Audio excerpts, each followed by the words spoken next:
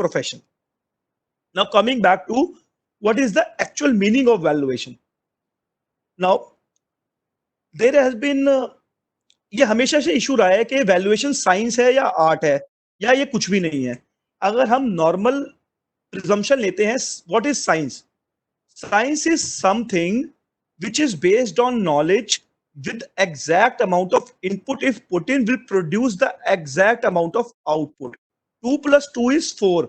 So जो भी मैं इनपुट डाल रहा हूं उसकी अगेंस्ट मुझे क्या आउटपुट मिलना है वो मेरा प्री डिटरमाइंड है. तो साइंस इज समथिंग जहां मेरा इनपुट और output matches. I have a reasonable consideration और I have a reasonable assumption that output and the input will match. Now, in art, what is art?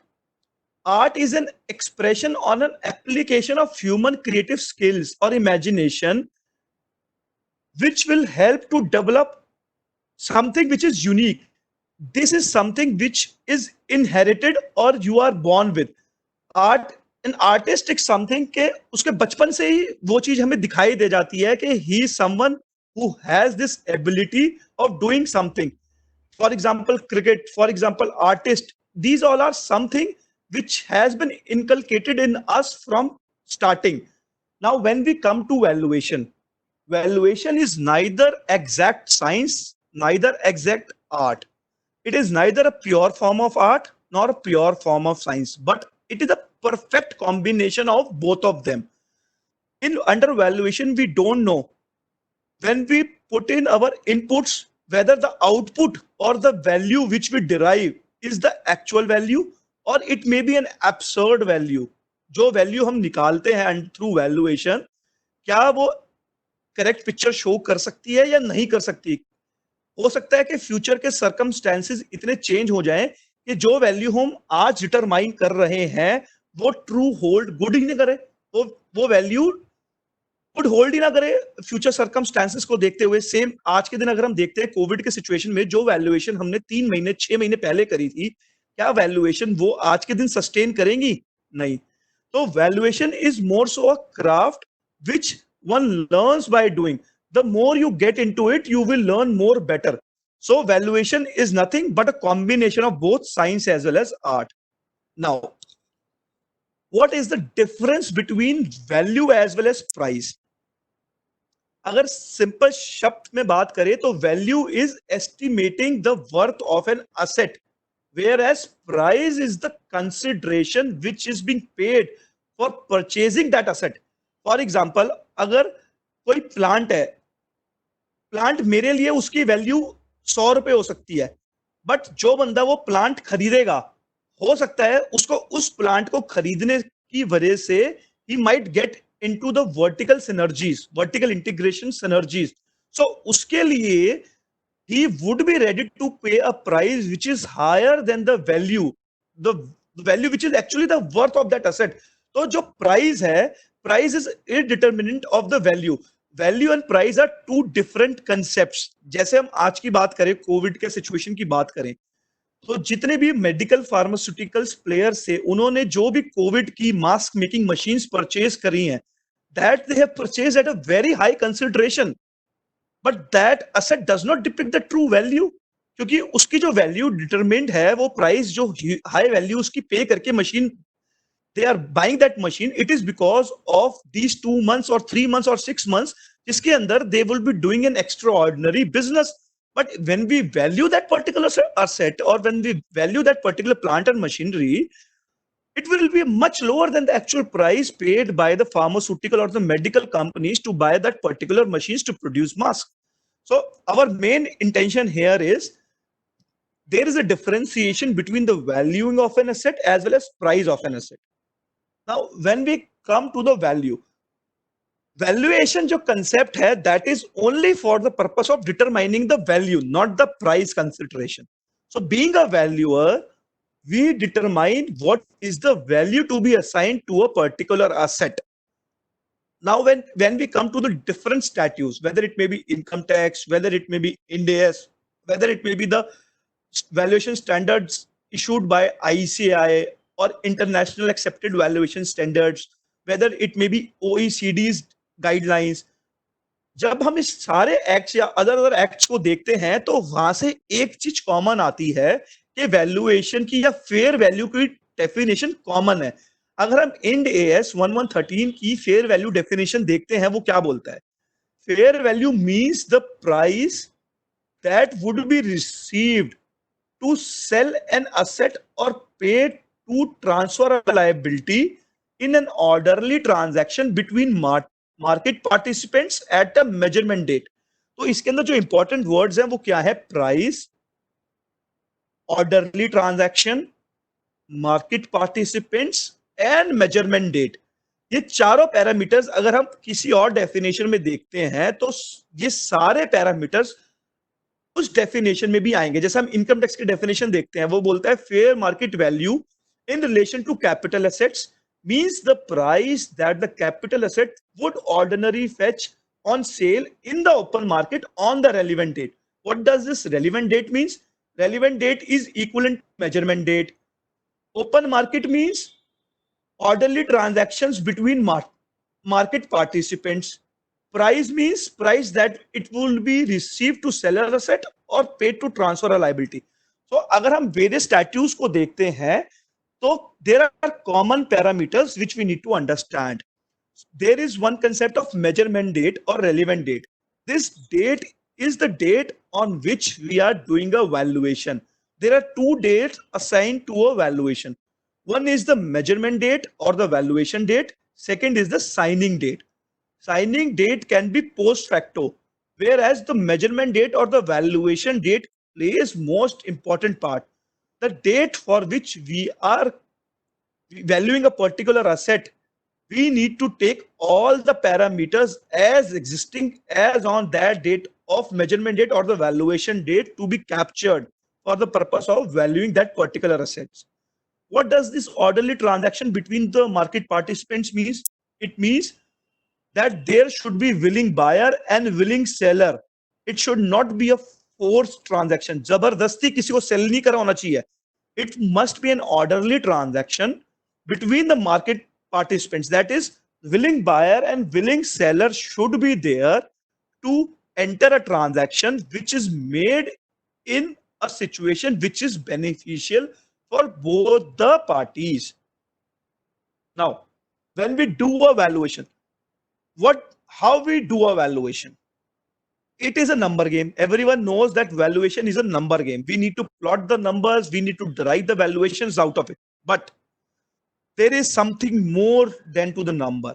अगर हम बात करते हैं each and every valuation and or each and every number, being a valuer, we should be able to substantiate each and every parameters put in, each and every sale parameters put in, each and every cost parameters put in, whatever the case may be।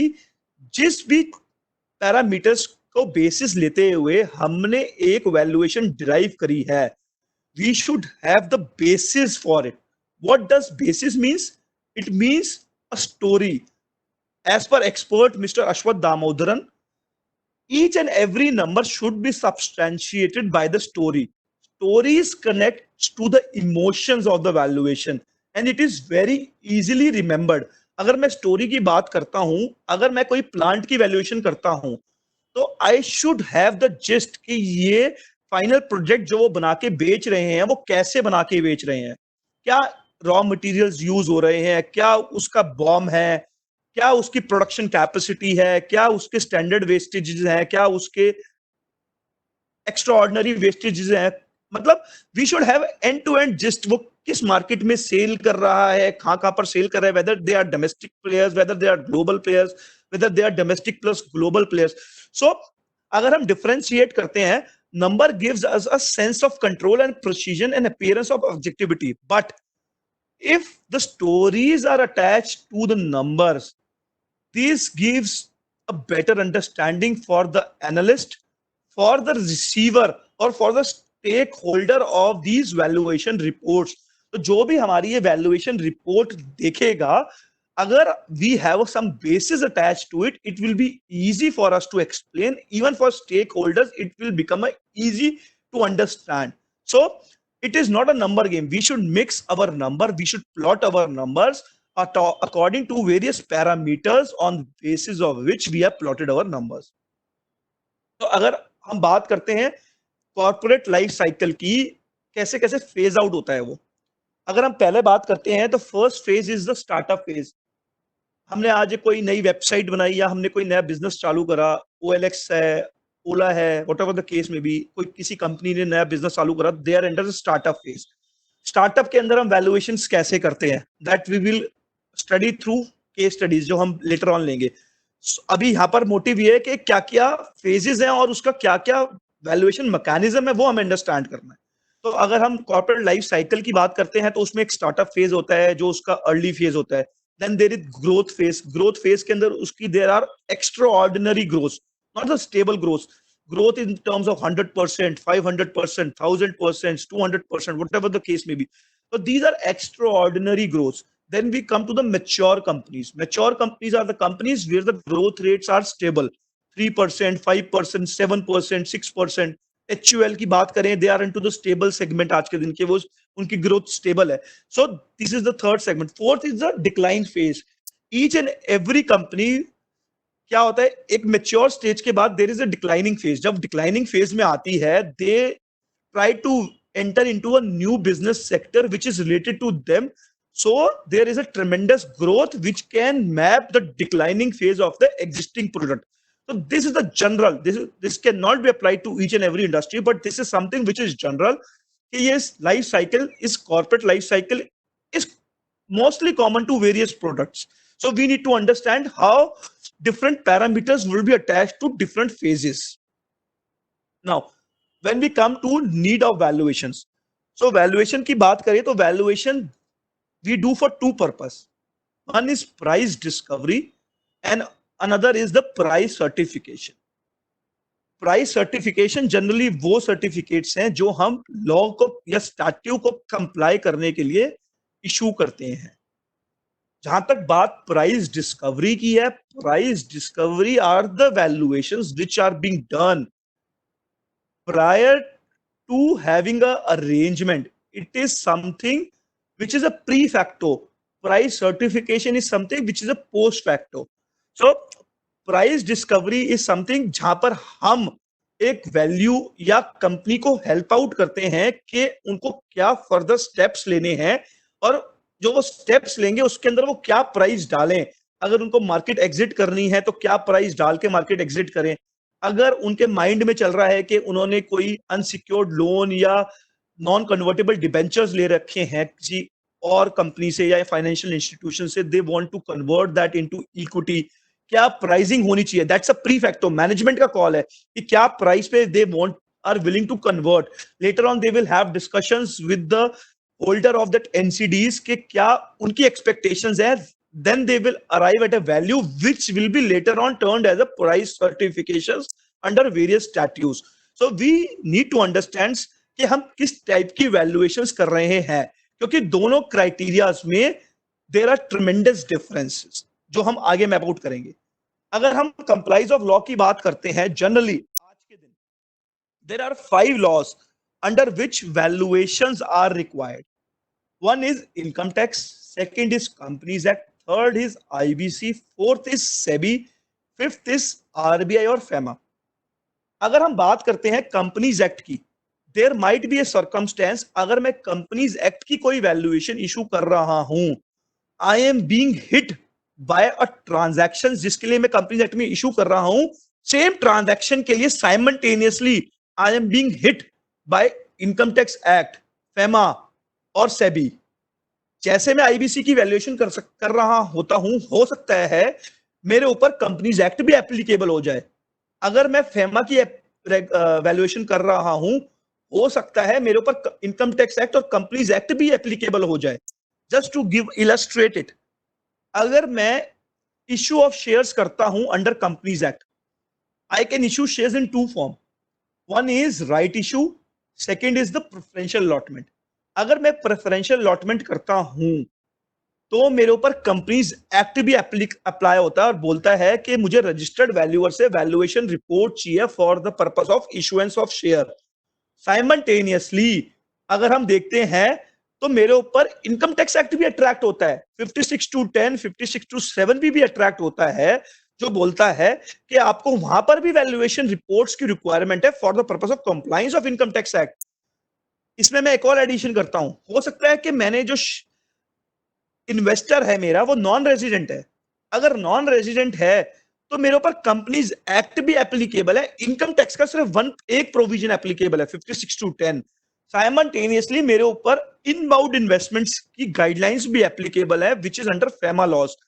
So when we study के मुझे price certification या compliance of law के लिए certificates देने हैं, we need to understand कि जो मैं वैल्यूएशन सर्टिफिकेट इशू कर रहा हूं, हो सकता है वो एक एक्ट को तो I am fulfilling the criteria, but उस वैल्यूएशन के बेसिस पे क्या मैं दूसरे एक्ट्स को भी फुलफिल कर रहा हूं, उसके क्राइटेरिया को फुलफिल कर रहा हूं।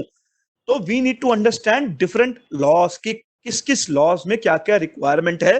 Then we need to sit with the company कि इस ट्रांजैक्शन पे these all laws are applicable and these all are the valuations required, और इस वैल्यूएशंस में क्या क्या वैल्यू हमें डिराइव करनी है। Then we arrive at a value for which for the value जिस वैल्यू पे हमें ट्रांजैक्शन को एग्जीक्यूट कराना है। ये हम प्रैक्टिकल केस लॉज और स्टडीज से भी समझेंगे थोड़ा सा आगे चल के। अगर मैं बात करता हूं नॉर्मल, दिस इज द जो अभी ये स्नैपशॉट है, this is a common snapshot, this is under a common parlance. अगर मैं फ्रेश इश्यू ऑफ शेयर्स करता हूं तो प्रिंसिपली मेरे ऊपर आरबीआई की गाइडलाइंस एप्लीकेबल होती हैं अगर नॉन रेजिडेंट है तो, मेरे ऊपर इनकम टैक्स लॉज एप्लीकेबल होते हैं, मेरे ऊपर कंपनीज एक्ट 2013 एप्लीकेबल होता है, और मेरे ऊपर सेबी सेबी की गाइडलाइंस, आईसीडीआर की गाइडलाइंस, डीओएलआर की गाइडलाइंस एप्लीकेबल होती हैं अगर मेरी company Indian company listed company है या in the process of being listed है। तो अगर मैं बात करता हूं मैंने ट्रांसफर ऑफ शेयर्स करने हैं जहां पर कंपनी का कोई रिलेशन नहीं है, कंपनी का कुछ नहीं करना, shareholders are transferring the shares between themselves, then there is RBI in case of non-resident, and there is income tax law also for these type of transactions, so that हम दोनों को map करें। This is transfer of shares के लिए हमारे ऊपर RBI as well as income tax laws both are applicable. Now when we come to merger and acquisitions और business combinations और anything related to that, then for example minority takeover, 10% minority takeover, then we have to look in perspective three aspects. One is SEBI in case the company is listed, second is the Companies Act 2013, third is the financial reporting part, under which the statutory auditor of a particular company always asks for a report from a valuer for the purpose of putting those numbers in their books. These we will also further discuss in the form of case studies. अगर हम बात करते हैं ESOPs और equity shares की, generally जो startups के अंदर ईसॉप्स फ्लोट करती है, स्कीम्स फ्लोट करती है कंपनीज, उस केस में हमारे ऊपर इनकम टैक्स एक्ट भी एप्लीकेबल होता है, कंपनी लॉ भी एप्लीकेबल होता है, और हमारे ऊपर फाइनेंशियल रिपोर्टिंग भी एप्लीकेबल्स होती है जिसके अंदर वैल्यूएशन चाहिए। तो अगर जो अभी तक हमने समझा, अगर हम इसको एक समराइज करें तो what I mean to say is valuation का बहुत बड़ा बिजनेस है, and if we track this properly, we will be from a single transaction. A valuer will be able to map minimum 2 to 3 valuations from a single transaction. So we need to sit, we need to analyze the statutes, and we need to analyze कि इस transactions पे from the seller point of view, from the buyer point of view, कौन कौन सी valuations under various statutes क्या क्या required है, हमें उसकी list बनाओ, discuss with the company. So अगर हम प्री अपना अपना होमवर्क प्रॉपर करते हैं तो instead of getting one valuation, और in case of instead of getting one valuation we can advise the clients, and in turn we can get 3 or 4 valuations. Our effort would be same, in turn we would be doing 3 or 4 valuations for which we will be charging the client separately. So our endeavor is we need to understand each and every statute's requirements for the purpose of doing the valuation. So this is the gist. अगर हम बात करते हैं companies act, insolvency, income tax, FEMA, SEBI regulations, इन 5 laws के अंदर आज के दिन हमें वैल्यूएशन की रिक्वायरमेंट है। कौन कौन वैल्यूएशन इशू कर सकता है इन 5 लॉज के अंदर? रजिस्टर्ड वैल्यूअर वैल्यूएशन इशू कर सकता है, मर्चेंट बैंकर इशू कर सकता है, चार्टर्ड अकाउंटेंट इशू कर सकता है, और कॉस्ट अकाउंटेंट इशू कर सकता है। जहां तक बात हम करते हैं रजिस्टर्ड वैल्यूअर की, registered valuer can be chartered accountant, can be CS और कैन बी कॉस्ट अकाउंटेंट। तो कंपनीज एक्ट ने स्पेसिफाई कर दिया है कि only registered valuer will be doing the valuation, no merchant banker, no CA, no ICWA can do the valuation. So each and every valuation required under Companies Act 2013 has to be certified only by the registered valuer। तो अगर हम बात करते हैं जो companies act की सारी valuations यहां पर मैप्ड है, इसके अंदर सिर्फ और सिर्फ रजिस्टर्ड वैल्यूअर ही वैल्यूएशन कर सकता है। बात करते हैं इंसॉल्वेंसी एंड बैंक करप्सी कोड की। आईबीसी कोड में भी सारी पावर्स आईबीबीआई को दे दी गई हैं और आईबीबीआई की सारी पावर्स 247 ऑफ कंपनीज एक्ट 2013 से आती हैं। सो आईबीसी कोड के अंदर भी जितनी भी वैल्यूएशंस होंगी वो भी सिर्फ और सिर्फ रजिस्टर्ड वैल्यूअर ही कर सकता है, बाकी कोई और प्रोफेशनल वैल्यूएशंस को नहीं कर सकता। जहां तक की बात है अभी इनकम टैक्स एक्ट 1961 की, under those guidelines or rules under income tax act, only merchant banker and chartered accountants can give the valuation under different criteria जो उन्होंने recently 2018 में change करा था, that NAV valuation can be given by merchant banker or chartered accountants, and in case it's a valuation at a DCF approach, it has to be given by the merchant banker, and in case of any other equity or any other property, then chartered accountant can give a valuation attached to the same। So income tax act में only merchant banker and chartered accountant can give the valuation. अगर हम FEMA की बात करते हैं, there is no concept of registered valuer under FEMA. FEMA के अंदर only merchant banker, chartered accountant and cost accountant can give the valuations. अगर हम सेबी की बात करते हैं, सेबी के अंदर as of today only registered valuer and merchant banker can give the valuation. 1 year before merchant banker वो chartered accountants were allowed to give the valuation, but आज के दिन only registered valuer and merchant banker can give the valuation, chartered accountant and cost accountants cannot give the valuation। So ये summarise करने का meaning इसलिए important है कि अगर मैं चार्टर्ड अकाउंटेंट हूं और मैं रजिस्टर्ड वैल्यूअर हूं, I may not be the merchant banker, so I need to have in my kitty the merchant bankers pool also. जब मैं ट्रांजैक्शन को एग्जीक्यूट करूं, मैं कंपनी से डिस्कस करूं, मेरे पास मर्चेंट बैंकर भी होना चाहिए, मेरे पास चार्टर्ड अकाउंटेंट भी होना चाहिए, मेरे पास रजिस्टर्ड वैल्यूअर भी होना चाहिए for the purpose of executing those transaction. जब हम क्लाइंट से बात करें, हम उसको पूरा बकेट ऑफ सॉल्यूशन दें कि हम आपको वेरियस अंडर स्टैट्यूट्स में कैसे कैसे हेल्प आउट करेंगे। तो this is the role of a valuer basically. अगर हम बात करते हैं, अगर हम अपने क्लाइंट्स को एडवाइस देना चाहते हैं, this is something which will add value to each and every one of us. अगर मैं बात करता हूं रजिस्टर्ड वैल्यूअर की, under registered valuers there are 3 separate class for which the valuations can be issued। one is the securities and the financial assets, जिसके अंदर हमारे equity shares, other equities, CCPS compulsory convertible preference shares, NCDs, non convertible debentures, all form of instruments आते हैं। Second class of assets is the plant of machinery. The plant and machinery class of assets are, ये these are the separate class. ये basically chartered engineers होते हैं जो basically plant and machinery valuers होते हैं। We need to have them कि उनसे हमें प्लांट एंड मशीनरीज की वैल्यूएशन कराएं at the time of liquidation और डिफरेंट क्राइटेरियाज। जनरली लिक्विडेशन के समय प्लांट एंड मशीनरी वैल्यूएशन की रिक्वायरमेंट आती है, या फिर कोई प्लांट एंड मशीनरी जिसको मैं बिजनेस पर्पज से यूज नहीं कर रहा हूं, and I am carrying this plant and machinery in my books as it is, or I'm carrying it for the purpose of sale, then I can have a valuation report from a plant or machinery valuer। The objective here is they will value a plant and machinery at a going concern principles or on a liquidation principles, and based on those principles, the company will map the values in their financial statements। Third class of assets under registered valuer class is the land and building। These class generally provides the valuation for a land or a land cum building। It may be on the basis of circle rate, or it may be on the basis of fair value, or it may be on the basis of liquidation। Under liquidation, it may be in the basis of distress sale or normal sale, forced sale, whatever the case may be for different statutes requirement। So अगर हम बात करते हैं registered valuer की, registered valuer हमने देखा कि 3 जगह companies act, insolvency and SEBI के अंदर only registered valuer can give the valuation. Registered valuer in turn are divided into 3 categories। One is the securities and financial assets valuers, which all chartered accountants can become after completing a certain period of experience, maybe 5 years or 10 years, whatever the I need to check the guidelines कि उसमें 5 साल है 10 साल है. सो उस time period के बाद each and every chartered accountant can be a part of an SF, securities and financial agent valuer. Second is the plant and machinery valuer. Third is the land and building valuer. So जब हम कोई भी valuation करते हैं, we need to understand कि SFA की valuer की requirement है, प्लांट एंड मशीनरी वैल्यूअर की रिक्वायरमेंट है, लैंड एंड बिल्डिंग की रिक्वायरमेंट है.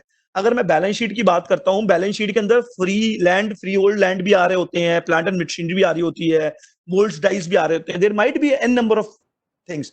बट जैसे ही मैं बोलता हूं कि ये प्लांट एंड मशीनरी या moulds and dies are being used in my business, and through these usage of these plant and machinery I will be generating some revenue, then these plant and machineries are outside the scope of plant and machinery valuer, and this comes into a part of SN SFA valuers. मतलब हमारे under आ जाता है कि हमें इसको as a going concern plant and machinery की business valuation करनी है. So this is something we need to understand कि अगर मैं बैलेंस शीट उठा के वैल्यूएशन करने की कोशिश करते हैं, तो हमें मैप करना है कि कौन सा मेरा रनिंग बिजनेस है और उस रनिंग बिजनेस से क्या क्या असेट्स मेरे अटैच्ड हैं, और कौन से मेरे आइडियल असेट्स हैं जिसके लिए मुझे सेपरेट सेट ऑफ वैल्यूएशन चाहिए for the purpose of my financial statements. Now this is this is the background which we have discussed till now. Now we will come to the actual case studies. First is the issuance of shares. Now, as we discussed earlier, एक company है, उसकी समझो 100 rupees की capital है, they want to go for 100 rupees more issuance of shares.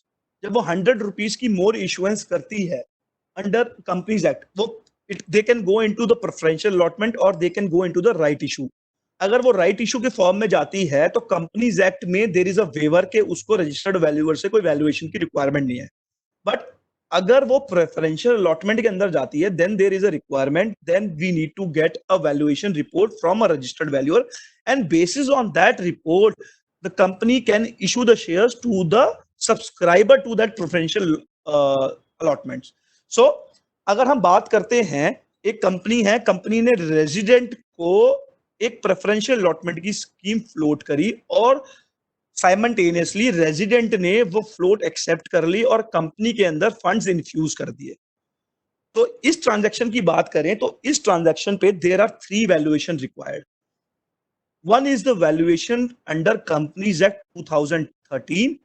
Second is the income tax act. Income tax act के अंदर there are 2 valuations. One is the valuation under section 56 to 7B, which is attracted on company. Third is the transaction under section 56 to 7, which is attracted on shareholder. मैं इसको एक case studies example से समझाता हूँ. 100 रुपए की capital है, 10 share है, हर एक शेयर की वैल्यू इन्फ्यूज है 10 रुपीज की. As on the date of preferential allotment मैंने एक वैल्यूएशन करी अंडर कंपनीज एक्ट और मैंने 10 रुपए की वैल्यू को 15 रुपए की वैल्यू करा. कंपनी को 150 रुपए सब्सक्राइब कराने थे, तो कंपनी ने 10 शेयर और निकाले, 15 रुपए के हिसाब से 150 की सब्सक्रिप्शन कैपिटल या इशूड कैपिटल लेके उनको शेयर्स इशू कर दिए. अगर हम 56 टू 7B की बात करते हैं और 56 टू 10 की बात करते हैं under income tax act, this is the compliance under companies act. इसी क्राइटेरिया में 56 two 7B is applicable on companies. अगर हम 56 टू 7B की बात करते हैं, इसके अंदर 2 मेथड प्रिस्क्राइब्ड है. One is NAV, second is the DCF. NAV is on the basis of book value and DCF can be on the basis of discounted cash flow method. अगर मैं उस कंपनी की एनएवी वैल्यूएशन करता हूं और मुझे NAV valuation उस company की समझो 10 रुपीज आती है, तो क्या होगा, जो 5 रुपए कंपनी ने एक्सेस लिया है, that will be deemed as the income from other sources in the hand of company, and company would need to pay taxes on that. So what we need to do there is that we need to arrive at the business enterprise value in the form of DCF valuation. और DCF valuation की बात करते हैं तो issue of shares में हमें करानी किससे है, मर्चेंट बैंकर से.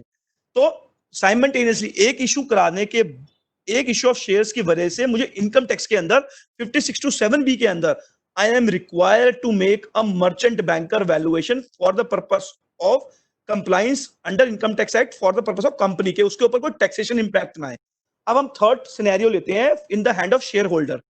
शेयर होल्डर के लिए वो बोलते हैं कि 56:10 की वैल्यूएशन के लिए we need to put the market value of immovable properties, jewelries, shares and securities, and book value of rest all assets.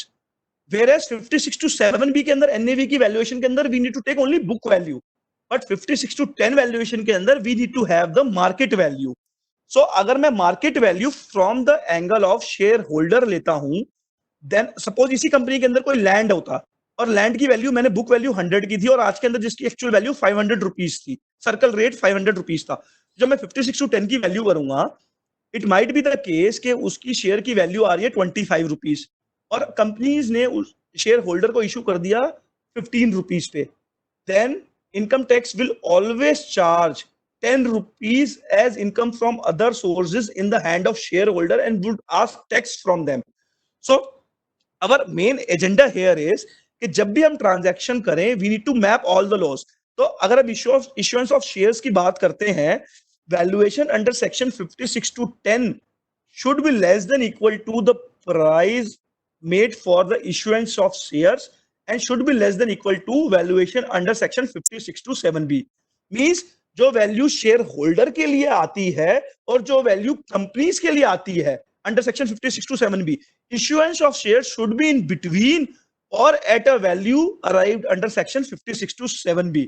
It should not be less than 56 to 10 or it should not be more than the value arrived under section 56 two 7B. यही case अगर हम non resident का लेते हैं, अगर हम non resident का लेते हैं then we need to look for RBI guidelines also, कि अगर कोई फॉरेन इन्वेस्टर है और उसने किसी कंपनी के शेयर सब्सक्राइब करे हैं, then we need to adhere to the foreign direct investment guidelines, के जो बोलती हैं कि अगर नॉन रेजिडेंट ने इंडियन कंपनी में शेयर इशू करे हैं, then it should be issued at a price which is more than the value determined on the basis of arm length price. So जो भी value और price determine करेगा under FEMA, then the issuance of shares should be at a price equal to that value report or it should be at a higher report.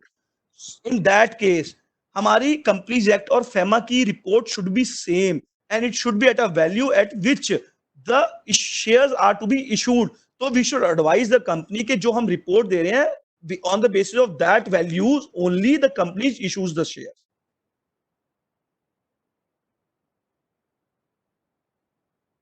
सो अगर हम बात करते हैं इसी के अंदर क्वेश्चंस की, valuation report requirement for listed securities issue to the non resident investors. अगर हम बात करते हैं लिस्टेड कंपनीज हैं, लिस्टेड कंपनीज ने नॉन रेजिडेंट इन्वेस्टर्स को शेयर्स इशू कर दिए हैं, then whether we need to have any report under SEBI. In case of a listed companies, in case it is frequently traded shares, means के जितने भी उसके number of shares हैं 10% or more have been traded in last 12 months. In case that is the case, there is no requirement under the SEBI for furnishing a valuation report. Whatever the price is there as per the 26 2 weeks before average rate or 26 weeks average rate, if that price we have issued the shares more than that price, then it will be treated as that we have complied with the laws. Recognition of merchant banker report in case of Companies Act, as I told you earlier, under Companies Act only registered valuer report is required. Merchant banker report is not a compliance under Companies Act, so we need to have a report from a registered valuer only. Now, valuation reports requirement in the hand of investors that we have already discussed in respect of section 56 to 10 of Income Tax Act, these will be applicable. Now, when we come to the transfer of shares, the transfer of shares can be in form of two transactions. One is the transfer between the resident, second is the transfer between a resident to a non-resident or from a non-resident to a resident. So, अगर हम बात करते हैं resident to resident, जब हम resident to resident transfer करते हैं, then only income tax provisions are applicable and RBI provisions are not applicable. Under income tax provisions, section 56 to 10 says that this is the minimum value under which you have to transact this transaction. So जो भी value under section 56 to 10 आएगी, we need to have the transaction equal to that value or more than that value. So when there is a transfer of shares between a resident to a resident, we only need to look for the Income Tax Act laws. But in case there is a transfer of shares by a non-resident to a resident or by a resident to a non-resident, then we need to look for FEMA regulations also. So we need to have two valuation reports. One is the valuation reports for the purpose of Income Tax Act under section 56 to 10, where specific set of methods have prescribed कि हमें valuation इसी methods के basis पे करनी है. Whereas under FEMA or RBI, there is no methods prescribed. They states that the valuation has to be done on the basis of international acceptable principles. So in these cases, we need to have two valuations, one to suffice RBI and FEMA laws, second is to suffice the income tax laws. Now, when we come to the quasi-equity instruments, what do you mean by quasi-equity instruments? The quasi-equity instruments means the instruments which have inherent nature of debt as well as equity. For example, compulsory convertible preference shares. When these instruments are being issued, they carry a coupon rate. Apart from coupon rate, they also carries a conversion terms ke how these shares would be converted into equity shares on a later stage or after the tenure or as per the term sheet. जब भी वो tenure खत्म होगा तो वो कैसे convert होंगे. Same thing is with optionally convertible debentures, optionally convertible preference shares. So just to have an idea, quasi equity instruments are the instruments जिसके अंदर डेट कंपोनेंट भी होता है और इक्विटी कंपोनेंट भी होता है. तो जहां पर भी डेट और इक्विटी कंपोनेंट होता है, we need to map it out very clearly कि कितना इसमें इक्विटी कंपोनेंट है और कितना डेट कंपोनेंट है. ये भी हो सकता है कि वो क्वाजी इक्विटी इंस्ट्रूमेंट्स हैं, मगर we are treating those instruments as only debt instruments for the purpose of valuation. For example, in case there is an optionally convertible preference shares, which a condition that after 10 years, the shares will be converted at the option of the debenture holders, that 10 years down the line, it will be converted into equity shares at a value derived at the time of conversion only. मतलब 10 साल बाद जो value determine होगी, उस value के basis पे debenture holders के पास एक ऑप्शन होगा कि मुझे ये कन्वर्ट कराना है या नहीं कराना. सो इस transaction, rather it is a quasi equity instruments, but this is more so in the nature of debt of a company, कि कंपनी ने आज का जो एंडेवर है दैट इज के डेट उसको मिल जाए. So for the purpose of valuation we need to determine whether the quasi equity instruments को हम इक्विटी ट्रीट करें या डेट ट्रीट करें. सो इस ट्रांजैक्शन को we will treat it as a debt. अगर मैं सेकंड केस लेता हूं, compulsory convertible preference shares with a condition that अगर ये 10 years down the line, these compulsory convertible preference shares will be converted into equity shares at a ratio 1:1, means कि एक preference share will be converted into one equity shares after a period of 10 years. There is no option to the preference shareholders as well as there is no option to the company that after 10 years they will have any option. It will be automatically converted into equity shares. So these type of instruments for the purpose of valuation will be treated as an equity only. Now, when we come to merger and acquisition valuation. So merger and acquisition, what do you mean by merger and what do you mean by acquisition? Merger is, as suppose there are two companies, company A and company B. Company A has shareholder A and company B has shareholder B. So when we merge them, suppose A is getting merged into B. So shareholders of company A and shareholders of company B will become the shareholder of the merged company, that is company B. If B was to be merged in company A, then company A would have been in existence after the merger, and A and B shareholder would have been the shareholder of company A.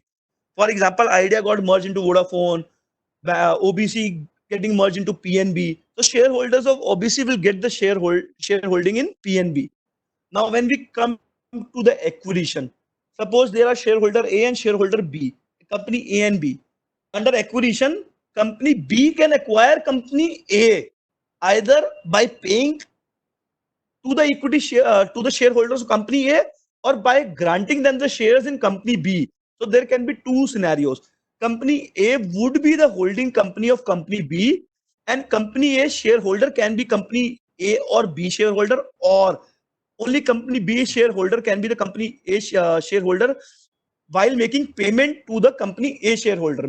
Means we have acquired company A by paying the shareholders of company A in cash, in terms of money. मैंने पैसा देके उनसे shares खरीद लिए, या फिर मैंने उनको बोला कि ये कंपनी बी ने एक्वायर कर ली है और हम आपको कंपनी बी के शेयर्स दे देंगे। तो शेयर्स कैसे देंगे, उसकी क्या वैल्यूएशन होगी, वो हम अभी डिटरमाइन करेंगे कैसे उसकी वैल्यूएशन होती है।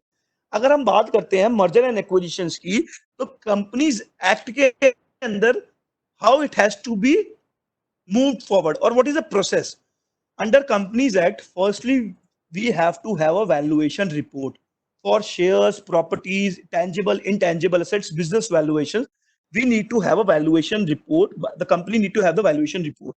Company will need to have a valuation report, and company will need to have an application of an M&A, and company would file these application to NCLT under section 230. जैसे NCLT application approve करती है, then the valuation and the valuation report need to be circulated to all the creditors, members, and the other stakeholders. Once these have been circulated to all the stakeholders, then the third step would be the shareholders who are not accepting the valuation, they have an option of voluntarily exit by making a provision for payment at a fair value. Means जो we holders are not willing to accept this scheme of merger, in that case the company can pay the money to these shareholders and they can be exited voluntarily. Fourth step is after the company has been merged, the company A and B have merged into company A, then it is at the option of the shareholder or it is at the option of the company, then they can purchase the share from the minority shareholders also at a fair value. The valuation has been prescribed under section 236, which has to be done under registered value through a registered valuer only. और जो उसमें value आएगी उस value पे, that is the minimum value, उस value पे या उससे ज्यादा वैल्यू पे कंपनी माइनॉरिटी शेयर होल्डर्स को फंड देके they can take the shares back. So when we talk about valuations under M&A, what we need to understand? We need to understand कि जब हम कंपनी A को B में मर्ज कर रहे हैं या अक्वायर कर रहे हैं, whether there is a cash settlements or whether there is a settlement in terms of shares, because cash settlement would have a different consideration in terms of valuation and shares would have a different consideration in terms of valuation. Second is the accounting. When the company is being merged, how the company's accounts will be recorded in the demerged company, whether there would be any goodwill or whether there would be any capital reserves, what synergies, what tax benefits would be applicable, what shall be the valuations of tangibles to be recorded in the demerged companies. In terms of consideration, it can be a cash payout as we discussed earlier, it can be a stock payout in terms of issuance of stocks, or it can be a combination of both. It can be a cash payout as well as the stock payouts. Now when we talk about the accounting treatment, goodwill or the capital reserves, suppose a company has been acquired at a rupees of 100 crores or 10 billions, and there are identifiable assets in terms of PPE, property, plant and equipments, financial assets, financial liabilities are there, and there is a net financial assets identifiable up to an extent of 8 billion. So 2 billion will be recorded as a goodwill in terms of merger scheme. In case where the net identifiable assets would have been more than the consideration price, that is maybe more than 10 billion. In case it is more than that, 12 billion, then 2 billion would have to be recorded as a part of capital reserves. So how this has to be determined, that is something important. So जो 10 billion की consideration आई है वो कैसे आती है, this is the role of a valuer. अगर हम value की बात करते हैं तो we need to put a share exchange ratio. तो we need to value it. इसको हम दो सेट्स में डिवाइड करते हैं, one is the listed shares and another is the unlisted entities. अगर हम लिस्टेड एंटिटीज की बात करते हैं, then the price at which the company is being traded, that is the best parameters on the basis of which a merger scheme can be floated with a little variation in terms of expenses.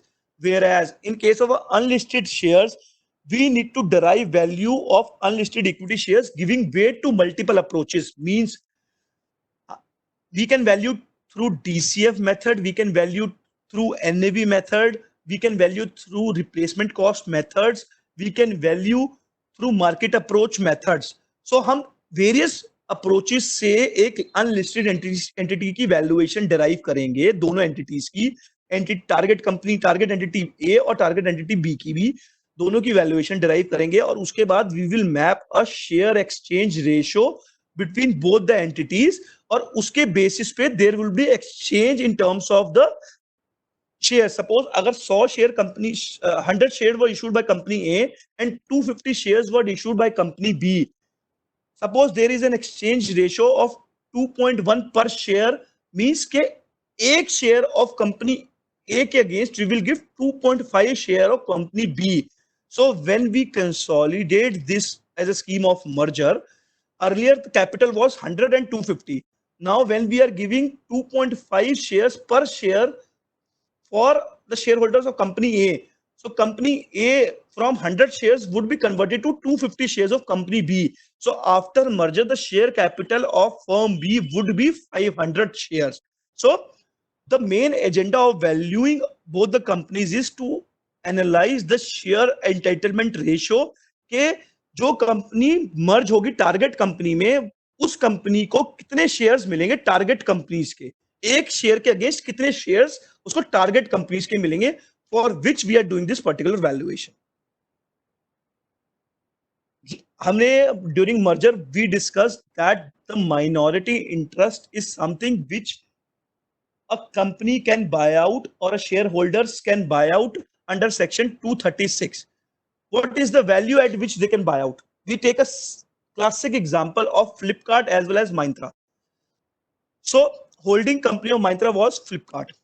They were holding more than 90% shareholding of Myntra, and 10% less than 10% was the minority stakeholders.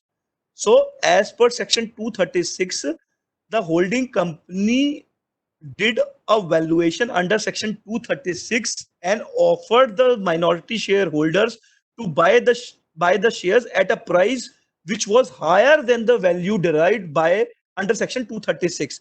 Means कि जो भी 236 की value आई उससे ज्यादा company के share holders ने minority share holders को as a offer letter दिया कि ये आप हमसे कैश पेमेंट ले लीजिए और इसके against you give us the equity shares of Myntra to us so that we become a fully owned company or Myntra becomes a 100% subsidiary of Flipkart. So this is something where being a registered valuer we can give the valuation. Now when we talk about this transaction, under this transaction again we also need to look for the valuation report under Income Tax Act under section 56 to 10, that in the hand of shareholders there is no income to be taxed under the income from other source head. So when we talk about any transaction we need to see various statutes under which we are covered. Now transfer of IPRs held by a promoter.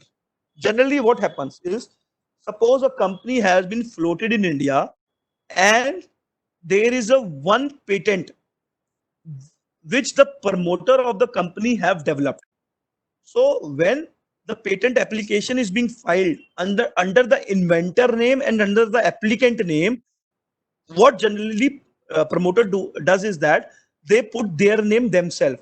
So promoter ही अपना नाम डाल देता है for the purpose of making the application under patent under the inventor name as well as the applicant name. Now through that patent the company is running a business because that is something which is very unique. On the basis of that patent the company is functioning and company is providing solutions to the industry players.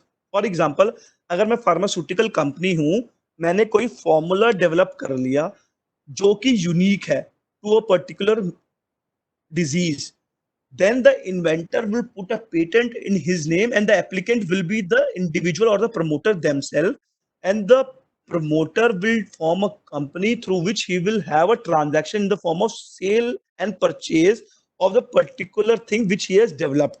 So transaction क्या है? Patent is in the name of promoter and company is running into a business for the product developed because of that patent. Now this now the patent holder or the promoters want to sell this company. अगर वो इस company को cell करेंगे किसी third person को, जो भी third person company को परचेज करेगा, they will acquire the shares of the company. Once they acquires the shares of the company, does they have a legal title of on the patent also? No, because patent was never the property of the company. Patent was the property of the promoter themselves. In these type of transaction, generally, when the buyer of a company, they always insist the promoter to transfer the patent in the name of company itself. So buyer क्या बोलेगा कि patent holder को कि आप ये patent का right relinquish करो permanently, temporarily, permanently, और इस पेटेंट को असाइन करो permanently in favour of the company. अब इसके हम दो केस लेते हैं. जब रेजिडेंट ने इस पेटेंट को ट्रांसफर करा कंपनी के अंदर, किस वैल्यू पे वो ट्रांसफर करेगा? At what value the transaction will be rooted? Because under section 56 to 10 of Income Tax Act, it says that any persons, if it acquires any property which is at a price less than the fair market value as determined under Rule 11 UA, then the tax need to be paid by the company. अगर मेरी value 100 रुपए आती है उस patent valuation की और promoter उसको transfer करता है 80 रुपए का कंपनी के अंदर, तो 20 रुपए के ऊपर टैक्स लगेगा कंपनी के हाथ में under the head income from other sources. In that case, it is the role of a valuer that he does the valuation under Income Tax Act, which is according to the income tax guidelines rules also and as per Companies Act rules also, कि जिस value पे हम वो transaction execute करा रहे हैं, it sits in the books at a value which is a true value and which is as per the Companies Act as well as the Income Tax Act. So इस case में क्या हुआ? Resident ने जब वो company बेची किसी और रेजिडेंट को, तो उसने पहले ये पेटेंट ट्रांसफर करा कंपनी में और उसके बाद कंपनी ने उसके शेयर्स परचेज करे with the patent licence also. अब हम इसको सेकंड केस लेते हैं. Suppose the buyer of this company is a non resident. In case the buyer is a non-resident would ask the patent holder to transfer the patent into the company and transfer this company in the name of non-resident holders later on. Or what they can ask apart from that is that you transfer the shares of the company in my name and also transfer the patent in my name. You should not transfer the patent in company. What you can do is that you can transfer the patent in my name and you can transfer the shares of the company also in my name. So in such a circumstance, there are two transactions attached. Objective is same. Objective is to buy the company with the patent. But when we talk about the transaction, in this case, there are two transactions involved. One is purchase of patent by the non-resident from the resident holder. Second is purchase of shares by a non-resident holders from the resident holders. So जब हम patent की बात करते हैं, transfer of patent और the sale of patent by a resident to a non-resident, under that case there are no guidelines prescribed under RBI. Only thing is we need to look for the income tax compliances in respect of valuation, whether we are complying section 56 to 10 or not. Now, when we transfer the shares from a resident to the non-resident, in these cases, we need to address the issues under Income Tax Act also, as well as RBI Act also. So in this transaction, there would be three valuations required. One is the valuation patents required for the purpose Income Tax Act. When we transfer the shares from resident to non-resident, we will have two valuations required. One is the valuation required under Section 56 to 10 under Income Tax Act, and second would be the valuation required for the purpose of RBI compliance for transfer of shares from a resident to a non-resident. So what I mean to uh, make you clear here is that we need to make the transaction in such a way that it is a win-win situation for the buyer as well as seller. In this case, just I give you an extra details or extra elaboration from the income tax point of view. When a resident transfers the share to a non-resident, patent becomes the property of the non-resident holders. So there is a High Court judgment under Income Tax Act which states that when a non-resident sells a patent to a resident or to a non-resident, even if it has been invented in India, then the non-resident need not pay the tax over the same patent if the patent has been permanently transferred in the name of non-resident, because it is it will be treated as a goods which is being located outside India. So generally this is something which on the basis of which the actual transactions are moving, and we are here discussing the actual transactions which are being done by the industries. That is the reason I was telling that the first transaction is a resident to a resident, second transaction is a resident to non resident. Resident to non resident जब भी ऐसी transaction होती है तो patent अलग transfer होता है और कंपनी अलग ट्रांसफर होती है. बट जहां पर भी रेजिडेंट टू रेजिडेंट ट्रांसफर होता है, हो सकता है पेटेंट अलग ट्रांसफर हो रहा हो, कंपनी अलग ट्रांसफर हो रही हो, मगर ये भी हो सकता है पहले वो बोले कि पेटेंट को कंपनी में ट्रांसफर करो और सेकंड पे कंपनी को एज अ होल ट्रांसफर करो. जहां तक की बात कंपनी वैल्यूएशन की है, अगर मैं पेटेंट को कंपनी में डाल के वैल्यूएशन करता हूं, then it will be all together into different methodology, क्योंकि पेटेंट कंपनी का पार्ट होगा और मुझे रॉयल्टी इंक्लूड नहीं करनी. वेयर एज जब इस पेटेंट को मैं कंपनी में ट्रांसफर नहीं करता, then I need to put a cost of the patent while projecting the financials of the company. तो जब मैं कंपनी की वैल्यूएशन करूंगा, I need to put assign a value in the terms of royalty or in terms of extra margin earns to the patent. So अगर मैं patent की valuation की बात करते हैं, there are four main value. One is the multi-period excess earning method. Multi-period means patent have a specific life attached to it. Generally patent have a life of 20 years from the date of application. So जब हम patent की valuation करेंगे, we will have a valuation for 20 years कि उस patent की वजह से मुझे कितनी वैल्यू एक्स्ट्रा कंपनी ने कमाई है.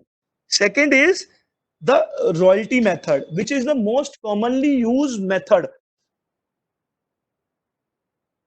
Second is the royalty relief method, which is the most commonly used method. Under royalty relief method, what we do is that we assign a turnover के इस टर्नओवर का कितना percentage I need to give as a royalty to the patent holder. So top line अगर मेरी 100 रुपए है और मैंने रॉयल्टी मेथड के बेसिस पे समझो 5% मेरा पेटेंट की valuation I, so I need to give a royalty to the patent holder at a rate of 5%. Whereas under the net multi-period excess earning method, we will assign what is the percentage of extra profit earned, and that percentage of extra profit earned we will assign to the patent, and we will derive the value of that patent through the same. Now, coming to the valuation of ESOPs. Most common and almost all startups are issuing ESOPs for which they are using they are having the valuation requirements under various statutes. So generally क्या होता है, what is the life cycle of ESOPs? जितनी भी startup companies होती हैं, what they want is that they want to retain the employees with themselves, and for the purpose of retaining those employees, they float a ESOP policy or of ESOP scheme, on the basis of which they grant the shares of the company to the employees, which will be vested depending on the vesting period. So what, अगर मैं इसको brief करते हैं, what is the life cycle of an ESOP? Company ESOP policy frame करती है, board and after shareholder approvals, this policy gets implemented. Once this policy gets implemented, then the company grant the ESOPs in by issuing the grant letter. It can be stating कि आप हमारी company के employ हो, we would grant you 30 shares in case you are with the company for 3 years, और we will grant 30 shares over the next 3 years for you. एक साल के बाद आपको 10 शेयर देंगे, 2 साल के बाद फर्दर 10 शेयर्स दे देंगे, थर्ड ईयर फर्दर 10 शेयर्स दे देंगे. तो end of first year 10 shares, end of second year 10 shares, end of third year 10 shares. So this is a grant given by the company in terms of ESOPs to the ESOPs holders. Now after first year the 10 shares becomes the right कि employee उसको vest कर सकता है. They can vest at a first year themselves, or they can defer it according to the ESOPs policy कि वो कब तक after vesting till what period they can exercise their option. At the time of exercise what they need to do is that जो भी मेरा option होगा उसमें जो भी कंसिडरेशन मेरी मेंशन होगी, that consideration you need to pay to the holders company, and the company will transfer the shares to the employees. So after exercising the shares, employee will make the payment to the company, company will transfer the shares to the employees in their demat account. So अब मैं बात करता हूं, there were 3 steps. One is the step of approval of ESOP policy. Second was the step of granting of the ESOPs. Third is the step exercise of the ESOPs by the ESOPs holders. Generally, before framing of an ESOPs policy, what generally management do? Management do a internal valuation or have an expertise valuation on the basis of which they float a ESOP policy. उस report के basis पे management एक ESOP policy बनाती है और उस policy को approve करके एम्प्लॉइज को ग्रांट करती है. जब भी ESOP पॉलिसी ग्रांट होती है, then there is a requirement under Ind AS and the earlier accounting standard regime that at time of grant of the option, the companies were required to do the valuation. Now the valuation has to be done only by the registered valuer. तो जो grant देगी registered valuer एक valuation उस option की बनाएगा और उस valuation के बेसिस पे कंपनीज जो फेयर वैल्यू आ रही है और जिस वैल्यू पे कंपनी ने ESOPs दिए हैं वो डिफरेंट अमाउंट को then the company would amortize as the expenses. How they that has to be expense of, this is something which we'll see on a later stage. So उस valuation report के basis पे हमें total number of expense, कितना expense company को amortise करना है over the vesting period, that is something which has to be ascertained. The third step was the exercise of the option by the shareholder or the ESOP holders. तो जिस दिन को ESOP holder exercise करेंगे उस दिन को company need to make a calculation of the perquisites on basis of which tax need to be paid, और वो valuation has to be done by the SEBI registered merchant banker. उस valuation के basis पे company will determine कि this is the value which is earned in the form of perquisites, which has to be added in the form of salary to the ESOPs holder, and tax need to be paid by the employer by deducting the salary of the employee. So अगर हम बात करते हैं, we need to, for under ESOPs there are generally three valuations. First is the internal valuation, second is the valuation required for the purpose of complying under Companies Act at the time of issuance of that grant. Third is the valuation report under Income Tax Act at the time of exercise of that particular option. What is the methodology for doing the ESOP valuation? There are two methodology. One is the intrinsic value, second is the fair value. Under intrinsic value, suppose आज के दिन मेरा company का share की fair value 100 रुपए है और मैंने ईसॉप्स ग्रांट करे 80 रुपए के, सो 20 rupees is the intrinsic value method. ये इंट्रेंसिक वैल्यू ऑफ ईसॉप्स है. But under Ind AS, we are not using intrinsic value method, whereas we are using only fair value method. The guideline specifically states that we should use only fair value method. Under the fair value method, we need to value the particular options. So options के लिए what is most commonly used methods are Black-Scholes model methods and a binomial method. These are the methods used for valuing a particular options. So इस options के basis पे जो भी मेरी value आएगी, I need to recognize the ESOP cost on the basis of fair value method, and I need to amortize based on the vesting period of the ESOPs. Now the case study under the IBC, how the valuation under IBC need to be mapped out. So now when we come to section 59 says that when there is a CIRP process or the liquidation of a corporate debtor, a IRP, interim resolution professional, or a resolution professional need to have a valuation report from a registered valuer. How the valuation has to be carried out by a registered valuer, this is something which we all should know. When an IP appoint a registered valuer, generally IP appoints minimum 2 registered valuer, which is a requirement as per statute. So IP will appoint 2 registered valuers for the purpose of valuing a particular company as a going concern, or it may be on the basis of liquidation value. Whenever the IP appoints a registered valuer, or he appoints 2 registered valuer, in turn registered valuer minimum has to give the fair value and have to give the liquidation value both. So the registered valuer report should have both the values, that is the fair value, second is the liquidation value. When we talk about the valuation date, what should be the valuation date for the purpose of IBC valuation? Valuation date should be the CIRP date, on the date on which it has commenced, that is the CIRP commencement date, or the date on which the NCLT has determined that this shall be the date on which the CIRP proceeding has been commenced. So जिस date को वो admission या commence हुई है, that will be the date for which we need to frame the valuation under Insolvency Act. And the valuation under the same act, the registered valuer need to provide both values, that is the fair value as well as the liquidation value. When we talk about the liquidation value or the fair value, there are different methodologies through which the valuation need to be determined. Moiji, there is some disturbance.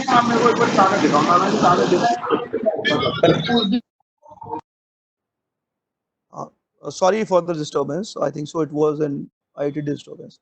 So now when we talk about the insolvency valuation, under insolvency valuation, a valuer need to assign weights to at least 2 approaches. As per international valuation standards 105, there are DCF methodology, market approach, asset based cost approach, as well as the replacement cost approach methodology. When we do a valuation and we submit to the IP under the CIRP process, we need to frame valuation minimum under 2 methodologies, and we can assign weights depending on our estimations. But the valuation need to be done on the minimum 2 approach methodology, and on the basis of weights, we will assign weights and we will achieve at a value on basis of which we will give that value to the IP, on the basis of which IP will have an opinion that whether the resolution plan have a value which is more than the enterprise value, and in case of a liquidation, whether the liquidation value for which he has floated a particular class of asset for the selling to the open market, whether the price which they are targeting should be more than the liquidation value.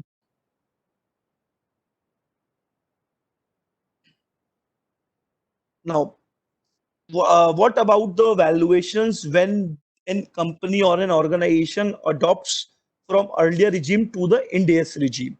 So we talk about the valuation requirement under the first time adoption of the Ind AS.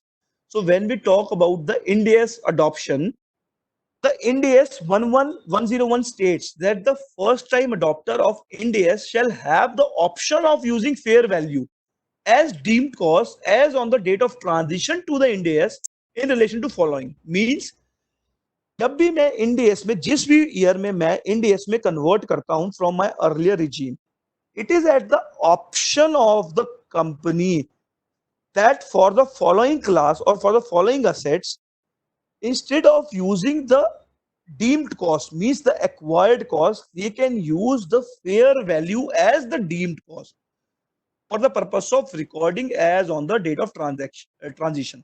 For example, अगर आपकी books के अंदर कोई land 100 रुपए की आ रही है जिसको आज तक आप कैरी आउट 100 रुपए पे कर रहे थे, now while transition to the Ind AS, company has an option कि वो उस लैंड को फेयर वैल्यू करा सकती है, और जो फेयर वैल्यू होगी that will be treated as the deemed cost, और उसी कॉस्ट पे उसकी बुक्स के अंदर वो वैल्यू रिकॉर्ड होगी for the purpose of its financial reporting. It is at the option. They can use the earlier regime deemed costs also for the purpose of complying with Ind AS also. But generally, company, what they do is that they use the fair value approach so that the financial reportings are basically depicts true and the fair view. So जो Ind AS 101 बोलता है वो ये बोलता है कि हमारे जितने भी प्रॉपर्टी प्लांट एंड इक्विपमेंट्स हैं, अवर इन्वेस्टमेंट प्रॉपर्टीज है, हमारी इंटेंजिबल असेट्स है, that they can revalue to the fair value and they can record that value as the deemed cost in their books of accounts.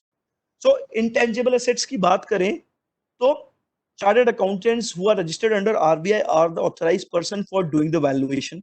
अगर investment properties की बात करें in terms of shares and securities, then also the chartered accountants who are registered under IBBI can frame a valuation report for the purpose of these shares and securities in form of investment properties. जहां तक की बात करते हैं property, plant and equipment की, in that there are specific class of assets in terms of plant and machineries, valuers as well as land and building valuers. Basis of on base उनकी report के basis पे basically we can arrive at a true value and we can record that value in our books. So जब भी हम किसी company की Ind AS conversion करते हैं, we can always explore the possibility कि क्या management wants a fair value of these type of assets to be recorded in the books of accounts or not. Now, when we can come to the last case study of the impairment of assets. When we talk about the impairment, under Ind AS, there are two sets of Ind AS which categorize the impairments. One is Ind AS 109, which talk about the financial instruments. Then is the Ind AS 36, which talk about the impairment of assets which are non-financial assets. When we talk about the financial assets and the financial liabilities, financial assets are the assets through which the company will receive money, or which are themselves able to be converted into some other financial assets. So this is something which has been defined under the in Ind AS. So अगर हम बात करते हैं financial assets की valuation या impairments की, then Ind AS 109 is applicable. When we talk about the impairment of non-financial assets, then Ind AS 36 is applicable. When we talk about financial assets, जब हमने फर्स्ट टाइम अडॉप्शन करा और मैंने investment properties को revalue करके I put it in under fair value scheme और मैंने उसको फेयर वैल्यू पे रिकॉर्ड करा, for that I need to follow Ind AS 109 each and every year. So we need to map कि जिस भी कंपनी के अंदर we are recording the financial assets at a fair value, then we need to revalue, we need to check whether the carrying value of the financial assets are depicted true and fair view. So we need to test for the impairments of these financial assets at the end of each reporting period, that is the end of each financial reporting period. So जो भी assets financial assets की मैंने books में revalue fair value पे measure कर रहा हूं, I need to test each and every year के उसकी carrying value is in proper shape और नॉट, और किस वे में हमें कैरी आउट करना है वो हम नेक्स्ट स्लाइड पर चेक करें, सी करेंगे. Now when we talk about impairment of assets under Ind AS 36, it talks about impairment testing for goodwill. It talks about impairment testing for intangible assets such as patents, such as brand valuations. Goodwill and the intangible assets again has to be tested lifelong at each financial year. जैसे हमने पहले बात करी थी, हमने patent को transfer करा company के अंदर. जब हमने पेटेंट को ट्रांसफर करा कंपनी के अंदर और हमने उसको रिकॉर्ड करा एक फेयर वैल्यू पे, हमने वो तो उस डेट पे रिकॉर्डिंग कर ली, मगर एवरी ईयर जब भी हम फाइनेंशियल स्टेटमेंट्स क्लोज करेंगे, we need to revalue or we need to check whether there is any impairment on account of that patent or impairment on account of the goodwill, के जो भी मेरी books के अंदर intangible assets खड़े हैं, whether there is any impairment, permanent impairment in relation to those assets or not. ये impairment निकालते कैसे हैं? Generally, impairment is the carrying value of assets minus the recoverable amount. Carrying value of assets means the value at which these intangible assets or the financial assets are being recorded in the books of accounts. Recoverable amount is the value, is the higher value of the value in use. Value in use is the value for a particular CGU, cash generating unit, or it may be for the purpose of a financial instrument, or it may be for the purpose of any brand. जैसे हमने पहले discuss करा, brand के अंदर there are various mechanism, royalty, net operating margin, extra operating margins value. So we can value these intangibles as well as the financial assets through DCF valuations of business. So जो भी इसकी value आएगी that will be determined through DCF, that will be determined as the value in use. Second is the liquidation value of the business. जो भी मैंने business कर रखा है या जो भी मेरे पास फाइनेंशियल एसेट्स हैं, अगर मैं वो बेचता हूं तो क्या वैल्यू मिलेगी, लिक्विडेशन वैल्यू क्या मिलेगी. So the recoverable value under Ind AS 36 is the higher value of value in use through DCF valuation or fair value less cost to sell, that is the liquidation value. So जो भी मेरी higher value होगी that will be the recoverable value. In case my recoverable value is more than the carrying amount of assets, in that case there is no requirement of impairment. Whereas जहां पर भी मेरी recoverable amount is less than the carrying value of assets, in that case there is a requirement of impairment, and that impairment need to be recognized under Ind AS 109 through revaluation loss through profit and loss account. Whereas in case of intangible assets under Ind AS 36, it forms part of depreciation as well as the amortization. Now, how the valuations have framed and what was the starting point to it. Now we have understand what is the basis of valuation and how valuation plays an important role under various statutes, and what are the practical implications for doing valuation under various statutes. But how being a valuer as of today, how the valuer has been moved in form of statutes from initial 1968 till date, and how the government has been trying to put the guidelines, put the rules, put the regulations on the valuer so that there becomes a parity on the valuation reports being issued, and how this can become a profession like any other profession when we talk about. So अगर हम valuation की बात करते हैं, 1968 में first valuation professional society establish हुई थी India के अंदर. ईरानी कमेटी ने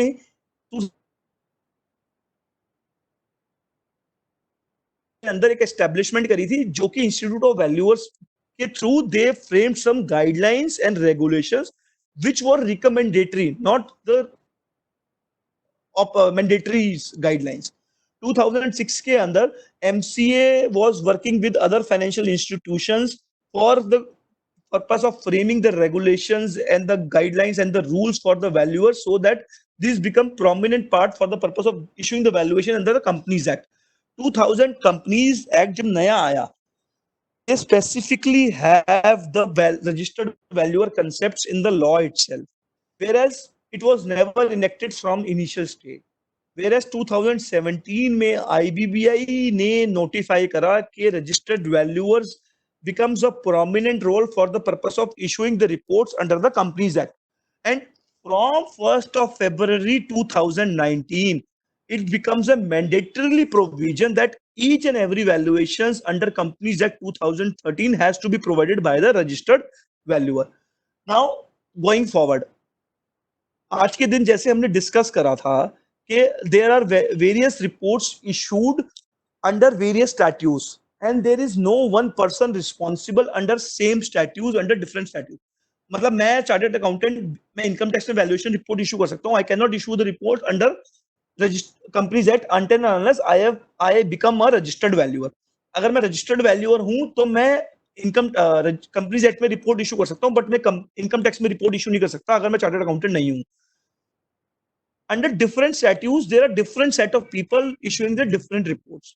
So इसको कर्ब करने के लिए there is a draft valuer bill 2020 which is in place, and a national body is being framed in the name of National Institute of Valuers, which we call as NIV, जो कि IBBI के साथ regulate करेगी, and they will frame a policy के जितने भी statutes के अंदर रिक्वायरमेंट्स हैं for the purpose of doing valuation, that comes under the common one platform, that is the NIV.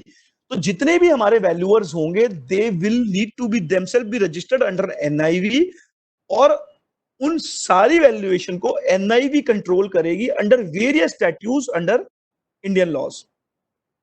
सो अगर हम आज की बात करते हैं, ICI is a registered valuer organization, and ICI can give the value, is conducting various courses for their chartered accountants so that they become the registered valuer. We need to enroll with the ICI registered value organization.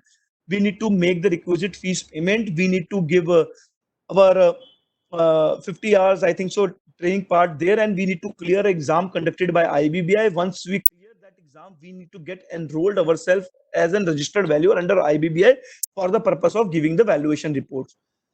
Now, when we come about the who can become the registered valuer, so जो मुझे लगता है कि registered valuer आज के दिन कोई भी बन सकता है, in case they have the zeal to become the same, and in case they want to learn something, and in case they want to develop that into their practice. It is something which is going on, and I believe that in next 5 to 7 years it will have a very good future in terms of valuation professionals. अगर हम बात करते हैं Colgate की, Colgate ने भी अपना काम FMCG जाइंट से चालू नहीं करा था. From 1806 to 1906 they were into soaps and candle business.